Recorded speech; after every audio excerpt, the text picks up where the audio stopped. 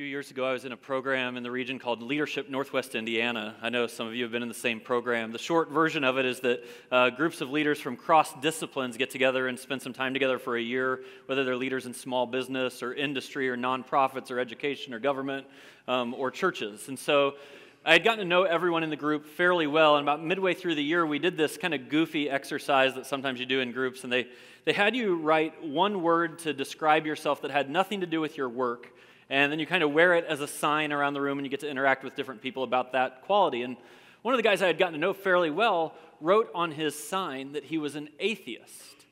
And I thought, oh, that's fascinating. Out of all our conversations, that had not come up yet. And so at the next break, I walked over to him and I said, hey, listen, you don't get to announce yourself as an atheist and not have at least one conversation with the pastor about that. And so we had a great conversation. And the story that I heard, sadly to me, was a story that I've heard multiple times. And this is what he told me.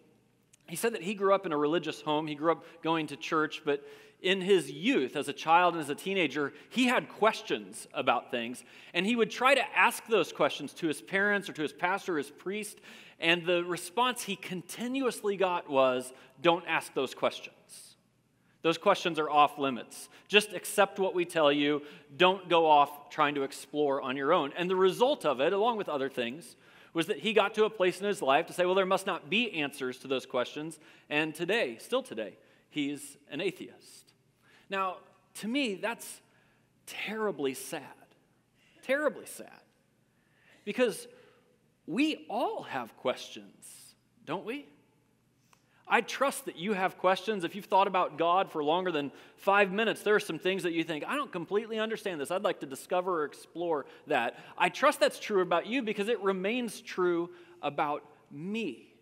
And this is so powerful to me that since everyone has questions, there ought to be environments where you have room just to explore those questions. And so this is where we're going over the next 7 weeks. This is how I describe it. In the next 7 weeks, we will have an experience that's holistic in our approach to exploring God. And let me kind of emphasize those two words, holistic and exploring, for a moment. Here's what I mean by holistic. The experience over the next 7 weeks, I hope, will be both intellectually stimulating and also utterly practical. I don't think it's actually that helpful in life to make it just intellectual or just practical, so we're going to try to be holistic in terms of both of those. The experience that we have the opportunity to share together is actually both lecture and lab, if I could say it that way. The lecture, of course, is that I'm going to do my very best in these kind of 30-minute blocks, give some exploration, give some explanation from Christianity's point of view to answers to the questions that we all ask. But it's not just a presentation and a lecture. There's also an opportunity for you to come back and process these things. So you heard Jen say at 6 o'clock tonight, it will be 6 o'clock every Sunday night. We're going to gather up here in the Commons area for a discussion where you can ask every question that you have and explore and debate and disagree and argue and learn all together. So I hope that you'll experience both the lecture but also the lab where you can process it together. And then the other part that's holistic for me is that, of course, this is for people who are followers of Jesus. I trust people who are followers of Jesus still have questions and are trying to sort out the answers to these questions. But it's not just for followers of Jesus. You may be here today and you might be a skeptic or an atheist or an agnostic, or maybe you come from other religious roots or even practice a different religion, whether it's Buddhism or Hinduism or Islam or Judaism. I want you to know you're welcome here. That over the next 7 weeks, everyone's welcome to explore all these questions together. And of course, I'm going to come at it with the answers, or at least the directions that Christianity gives to us. I hope it will be helpful to you. In the end, I think what it means is we're all seekers, which is why this idea of exploring is so important. You know, one of the most powerful short phrases that came out of Jesus' mouth was this. He said, "Seek, and you will find." If you seek, if you actually go on a journey, you start pursuing something, you seek, there are explanations, there is direction. Sometimes there's even answers out there. Seek and you will find. This is part of Jesus' mantra, part of his manifesto. But one of the fascinating things about this is the guy who wrote down these words of Jesus. His name was Matthew. And I don't know if you know the background of Matthew, but let me give it to you briefly. He grew up in a religious home. For whatever reason, he rejected and rebelled against that religious home and kind of went his own way. It seems as though he looked at it, he saw what he experienced, and he's like, yeah, I don't think that's the answers to life. And then he went his own way and made his own course, and actually was quite successful from a business standpoint and otherwise. But one of the things Matthew had to admit is that while he had rejected the religion that he grew up with, he had to also acknowledge that after he'd lived life on his own terms for a while, that wasn't really working out either. And then he met Jesus. And when he met Jesus, he met someone and experienced someone who was fundamentally different than the religion he had grown up with and had a fundamentally different view of life than Matthew had tried to pursue for some years, and it changed everything. I think Matthew captures this because he was seeking and he found. And I want us all to be seekers. Listen, I've explored God, I've studied God for most of my life, certainly my adult life. Many times it's been informally. I've done it also through formal education, and I still have questions. It's always interesting to me. My formal education was, of course, graduate school, seminary, and I told some of you before, I have a really cool sounding master's degree. You ever get in a conversation with someone who has a master's degree, and they're kind of like bragging, and you're like, oh, this makes me sick. Quit talking about your master's degree. Well, I actually love those conversations because someone will say, hey, Greg, I got a master's degree in economics. I'm a master's of education, master's MBA, master of business administration. I'm like, oh, that's nice. You know what I'm a master of? Divinity. Master of Divinity, which is inaccurate. I am not a master of divinity. Not only inaccurate, actually impossible. You cannot be a master of divinity. That's kind of the point. If we were going to explore God, explore divinity, even the people who understand the most that there is to know about God know less than 1% of what there is to know about Him. They actually know less than 1,000th of 1% of what there is to know about God. He's infinite. Think about how little we actually know about God. That should come with some humility. And just because we can't know everything there is to know about God, it doesn't mean that we can't know some things about God.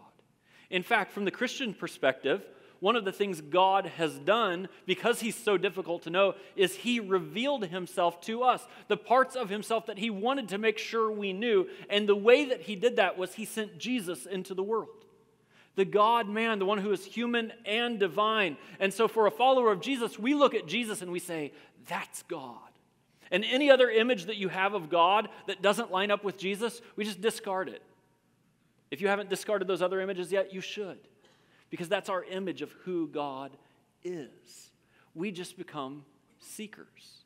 And so we're going to explore this over the next 7 weeks. Our question that we begin with today is one of the big questions of life. Does life have a purpose? Does your life have a purpose? Does my life have a purpose? What is the purpose of life? And it's interesting to me that I think this question probably fits everyone at each stage of life, but sometimes it gets caricatured to be a question of the midlife crisis, where we're finally seeking out purpose. And I understand that. I don't know if you've thought about how you go through life. I've described this from time to time. I think a lot of people, they progress through life. They get through childhood where their parents are everything. They get into their teenage years and their 20s and maybe their early 30s. And at that stage of life, a lot of life is about sequencing and progression. I mean, you go from being a freshman to a sophomore to a junior to a senior. You go from high school to college to career. There's always something new, and there's a lot of firsts at that stage of life. You have your first car and your first date and your first job. You have your first time going away to college. Maybe you get married for the first time, or you have your first kids. And it's almost as if there's just a momentum to that season of life. It moves and it moves and it moves, and there's always something else to explore. And these are the questions we ask in that season. We're like, well, who and where and what and when? And there's always action attached to them. And then what happens is you kind of get past that momentum season of life, and you kind of, maybe this is some of your experience, you kind of settle in a little bit. And the settling isn't always awesome, because you start to look up and you're like, man, today sure looks a lot like yesterday. And I'm actually kind of afraid that tomorrow's just going to look like today. And it's just day after day after day, and it's work and family. In fact, sometimes I'll describe it like this. I'll be like, maybe this is your experience. It's like job. and then marriage. And then you go on vacation. It's like vacation, woo, and then it's job. And it just starts to feel like this cycle sometimes, doesn't it? And what happens a lot of times when you get to that spot in life is you do look up and you think, man, I don't want to just live in this cycle. I want to get back to those feelings that I had before. And so some people will actually go out and they'll go and buy a new car, right? Or they'll get a new look. Some people actually get a new spouse. And then after the initial thrill of those things, life goes back to the way that it was. And yesterday looks a lot like today, and today looks a lot like tomorrow, but now you have a few more regrets. Now there's a few more scars, you're a little further in debt. And at some point, instead of asking who and where and when and what, people will look up and they'll say, but why? But why? What's the purpose of all of this? What's the meaning that's attached to life? Is my life making any difference whatsoever? Do I have anything that's going to last beyond today? Why? And why is a very powerful and I think very beautiful question. People have explored this, of course, since the beginning of time, certainly since the beginning of humanity. Even if we just go back a couple of centuries, we see American authors and writers and thinkers explore this question. Ernest Hemingway, a great author, great thinker, Pulitzer Prize winner, won the Nobel Prize for Literature. He was successful in so many ways, born in Chicagoland. He also had a lot of brokenness that was a part of his life, some health issues that he had to fight. He was married 4 different times. And the way that Ernest Hemingway's life ended was by suicide. This is what he wrote about the meaning of life. He says, life is just a dirty trick, a short journey from nothingness to nothingness. There's no remedy or anything in life. And if you detach yourself from meaning and from purpose, it can lead to a very dark place, including where his led to. There are other people who see it a different way. Henry David Thoreau would observe the population around him and write, maybe this is an observation of you, this is what he would say, most men lead lives of quiet desperation, and they go to their grave with the song still in them. He just looked around, maybe at a crowd like this. He said, look at the men and women in this room. Most people just kind of lead a life of quiet desperation, and their song, their purpose in life, it never really emerges. Maybe they didn't know what it was. Maybe they knew what it was, but they didn't have the courage to express it, and it just goes to the grave with them. There was another philosopher and author who lived about 3,000 years ago who wrote 3 of our books of the Jewish scriptures, what we call the Old Testament. His name was Solomon, and he was asking some of these very same questions and exploring the meaning of life. Solomon's an interesting study because he was the son of David. He was the 3rd king of Israel. So he had power. He had asked God for wisdom and became the wisest man who ever lived. He also became the wealthiest man who had ever lived. He had freedom. It was kind of a time of peace. So he was a Renaissance man who would write and explore. He was an author. He was an architect. He's a philosopher. And he had all kinds of accomplishments under his belt. The first book that he wrote in his youth that we have in the scriptures is called the Song of Solomon. And in midlife, he wrote a book we call the Proverbs, full of wisdom. And then at the end of his life, he wrote a memoir we call Ecclesiastes. And if you want to reflect on a guy's words who observed all there is to observe about the meaning of life, we could just start with Ecclesiastes chapter 1, verse 1. It says, the words of the teacher, son of David, king in Jerusalem. Meaningless, says the teacher. Utterly meaningless. Everything is meaningless. What does a man gain from all his labor at which he toils under the sun? Well, aren't you glad you came today? That's pretty inspiring. But there's a phrase right at the end there. What do you get from all your work that's under the sun, kind of the earthly work that we do? It's a fair question. And then he starts to make observations that you'll probably resonate with because you'd see the world the same way that he sees it. He says, generations come and generations go, but the earth, it remains forever. He says it's so wild. People think they're a big deal while they're alive. And 3 generations later, nobody knows him. It was going to be true even of him to some degree. He's like, that can't be it. And then he starts to look at nature. He looks around. He's like, man, there's so many lessons in the way that nature or creation works that look a lot like our lives. He says, the sun rises and the sun sets, and it hurries back to where it rises. The sun rises and the sun sets, and then it hurries back to where it rises. He says, that's a lot like life, isn't it? You get up in the morning, you kind of go through your day, you have a very steady routine probably to your day. You get up and you brush your teeth and you take a shower and you kiss the kids on the head and you go to work and you fight traffic and you try to tackle all the projects that are there, and then you come home and you hope to have some family time and maybe you watch some Netflix and then you fall asleep and you go to bed and you wake up the next day and it's the exact same thing. You go through the cycle again. You get up in the morning, you go to bed at night. You get up in the morning, you go to bed at night. It's like the sun rises, the sun sets, it goes back to where it rises again. He says, that's a lot like life. And then he makes a little different observation. He says, there's that rhythm to life, that cycle to life, but then the wind blows to the south and turns to the north. Round and round it goes, ever returning to its course. He says, in the midst of that kind of cycle of life that sometimes kind of trips us up and we get stuck in, like sometimes things blow in and blow out, and there are things that are chaotic and kind of unexpected. How did you know that your company was going to downsize? That wasn't about you. It just blew in. How did you know that the stock market was going to tank or rise? It just happens to you. How did you know that the diagnosis was going to be, it's cancer? Those things just blow into our life and they bust us off of our cycle, but they're not always good. They actually just create some chaos around the cycle. He says, that's a lot like life. And then this is fascinating to me. He says, all streams flow into the sea, and yet the sea is never full. He says, have you ever thought about this? The streams flow into rivers, rivers flow into gulfs, gulfs flow into oceans, and the oceans never overflow. I grew up by the Mississippi River. I crossed it hundreds of times. It is a massive river with hundreds of thousands of gallons of water going by like every second, every minute. And it all goes down to Louisiana, and it all dumps into the Gulf of Mexico, and it goes hundreds of thousands of gallons, millions of gallons, trillions of gallons. And guess what? The Gulf of Mexico never overflows. He says, that's a lot like life. You work, and you work, and you work, but the work is never done.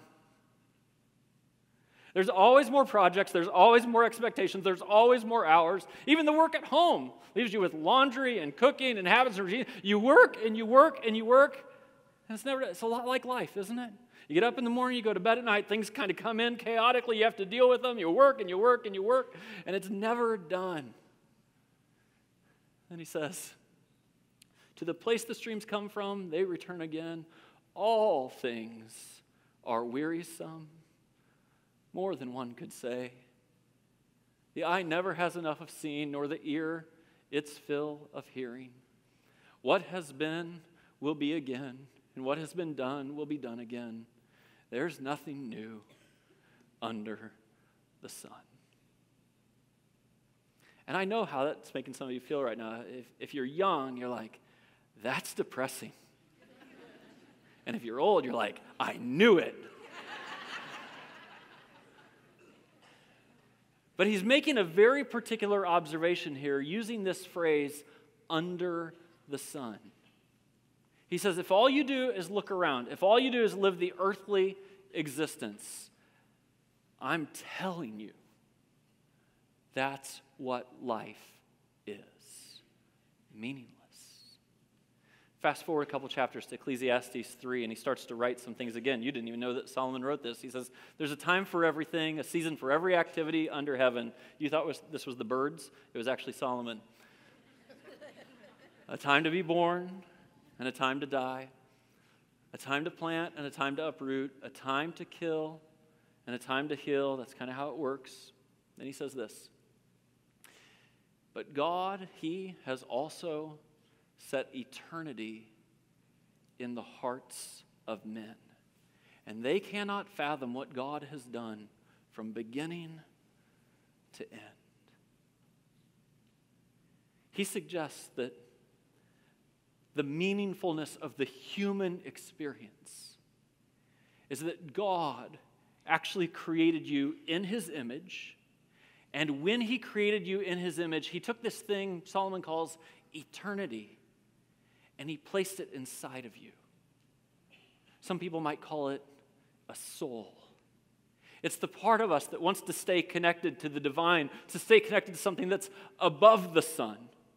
And I believe that it's in this dance with the divine that we can actually lift ourselves out from under the sun, stop just looking around, and look up and find an answer to the question, why? And every one of us searches for it. And we have this little hole in our soul, and we may try to fill it with all kinds of different things, hoping it will satisfy, but ultimately it's when you find your meaning and your purpose that it matters. There's another author and kind of thought leader of his day named Mark Twain who has a quote that I love. This is what Mark Twain says. He says, "The two most important days in your life are the day you were born and the day you find out why you were born." Now that's hard to argue with, isn't it? To think that the day you came into the world, there would be no life if you didn't come into the world. You were created and brought into the world.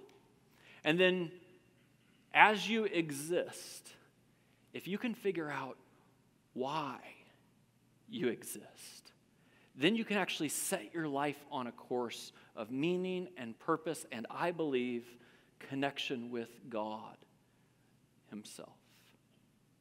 So to sort out what that is, why don't we fast forward to some of the teachings and even the model of Jesus. The Apostle Paul was writing after he had an encounter with Jesus, and he was writing to his friends in a city called Ephesus. Now, Ephesus was an interesting city because it was kind of a city that was thriving. People in Ephesus were chasing everything life had to offer. They were trying to kind of move up in power. They were trying to move up in prosperity. They were trying to have a hedonistic experience, searching for that pleasure, which is where a lot of people turn when they're trying to figure out, what am I searching for in life? And they aim at happiness as their primary goal.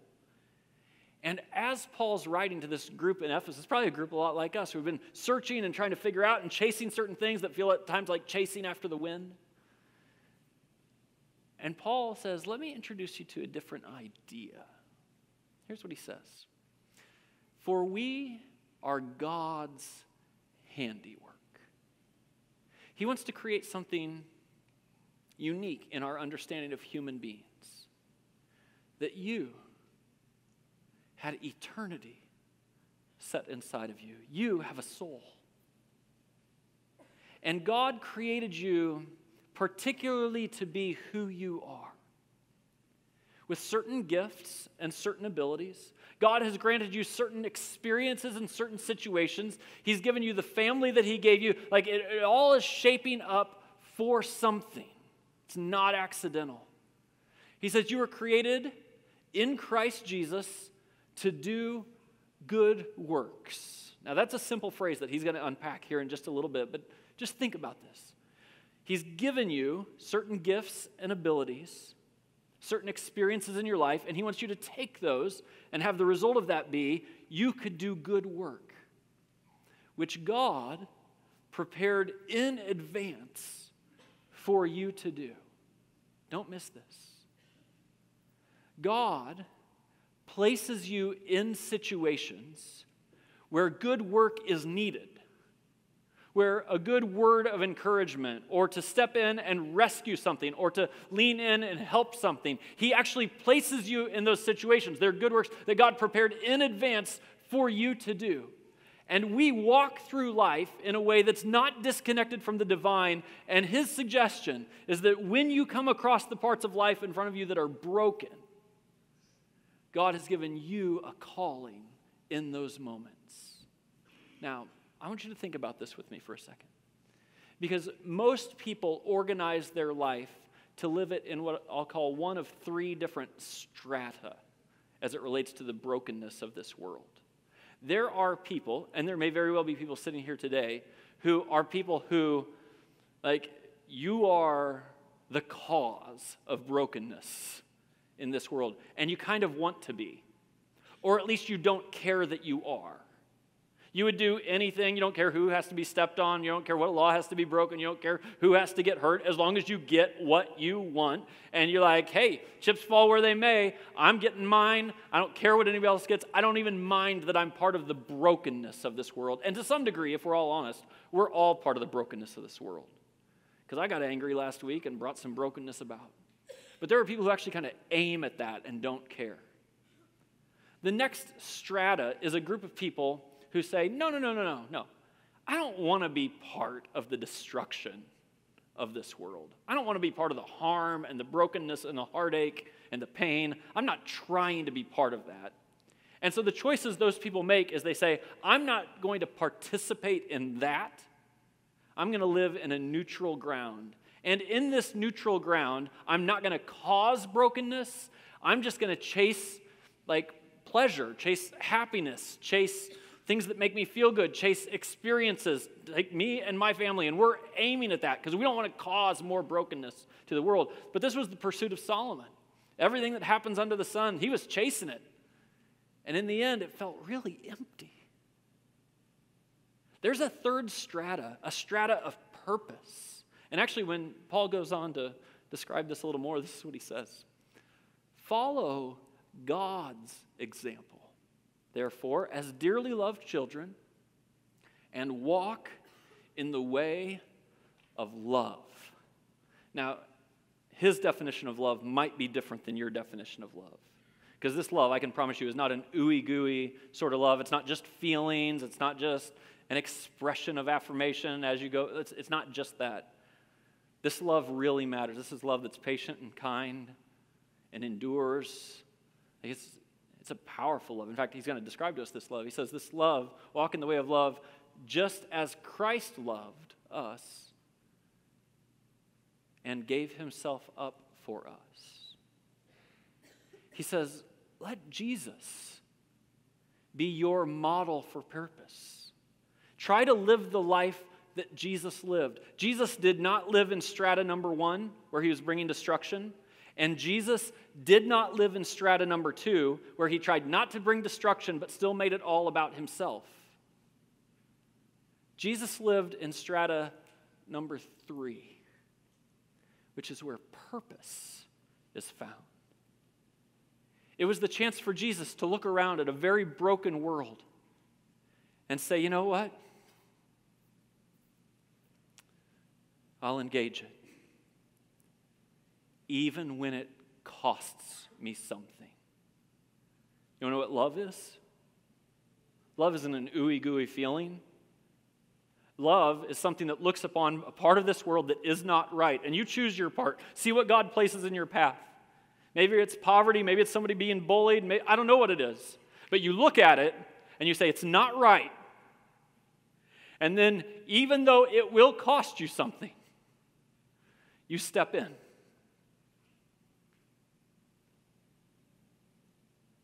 That's where purpose is found. It's looking at all the things that are wrong in this world, all the ways the world is not the way God wants it to be. And whatever God has placed in your path, you pay attention to it. He goes on to describe this. This is so powerful. He says, be very careful then how you live, not as unwise, but as wise. Maybe you've heard how the Bible defines wise and unwise. Wisdom is simply this. It's very simple. Wise people see how yesterday's decisions are connected to today's realities and how today's decisions are connected to tomorrow's realities. That's wisdom. You see how yesterday has implications for today. Fools do it the opposite way. Fools just do what they want to do today and don't stop and think about the implications it will have for tomorrow. And he says, listen, you're going to have to be a person who's wise, not unwise, making the most of every opportunity, because these days, they're evil. They're broken. Now, I hesitate to do this, but I'm going to shine a little bit of light just on our own story, and you'll quickly realize it's not my story as much as it is my wife's. A lot of you know, if you've been around, that over the last 2 years, Jenny and I became licensed foster parents and have engaged that part of our world. The reason that we did that was not Greg raising his hand. I can promise you that. It was Jenny coming home one day, seeing some children that were in her path, and saying, maybe it's us. Maybe it's us who are supposed to be the people who lean into that brokenness. And I got to tell you, I wasn't warm to the idea at first. Honestly, I got plans, right? And engaging such a thing, it comes with costs, lots of costs. But love always costs you something. And so in our life, just over the last 2 years, I'm not sure we've had a more meaningful season of life. I've lived a purposeful life as long as I can remember, but in this, the sense that there's brokenness, and we say, yeah, it's going to cost us something, and then we see what God does through it. This is the purposeful life. Therefore, do not be foolish. Don't act as if you can just live your life the same way today as you lived it yesterday, and it'll give you a different result tomorrow. That would be a fool who does that. Instead, understand what God's plan, what God's way, what God's purpose is for you. And so this is my prayer for you. That you would understand there is purpose to life. And that the way to engage it is to find the brokenness that will cost you something and lean into it. I'm going to pray for that right now, and then I have a couple exercises I want to give you. Let me pray. God, you stir people's hearts in ways that only you can. And my prayer, God, from the beginning is that the Spirit, your Spirit is present here and it's prompting us. And so, God, I simply pray that if the Spirit is prompting, that we don't dismiss it. In the name of Jesus, amen. Let me give you two very practical exercises if you want to be serious about exploring this a little more. One leans a little bit intellectual. This is actually the first one. It'll take you 60 minutes, but you have to do it just like this. 30 minutes. You can do this today. 30 minutes with just a pen, a paper, you, and God, however you define God. 30 minutes. Pen, paper, you, and God. Blank sheet of paper, and you just listen and reflect and maybe pray and say, God, who are you bringing in my path? What's my purpose? Where's the brokenness? What have you prepared in advance for me to do? And listen and start jotting notes to yourself. And then it's almost always a mistake to process things solo and think just God and I will be good. So I think it's actually very important that you take your sheet of paper then and go to somebody and have another 30-minute conversation. Buy them coffee or buy them lunch and say, hey, I want to talk about my purpose in life. And here's the key. You have to go talk to somebody who has purpose in their life. Don't just go talk to a random friend or a neighbor who themselves is flailing. Find someone who has purpose and process that with them. You could have purpose. Here's a second exercise. This is much more on the practical side of things. Every one of you can do this. It takes 5 minutes a day. You have to do it every day, though. And this is how it works. You take 1 minute in the morning. You pause long enough to say, God, if you're real, help me see places of purpose today. I think what that prayer means is, God, let me see where the brokenness is around me today. Just say that. God, if you're real, show me the brokenness. And then at the end of your day, take 4 minutes and just ask yourself, what did God show me today? What did he show me today? What were the ones I just walked by? Which were the ones that captured my heart? What did he prepare in advance for me to do? And then start participating in what he shows you. It connects this life to the divine. It makes all the difference.